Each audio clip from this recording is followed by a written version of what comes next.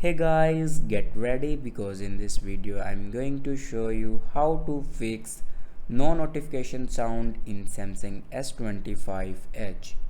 So before watching this video, don't forget to subscribe the channel and also press the bell icon.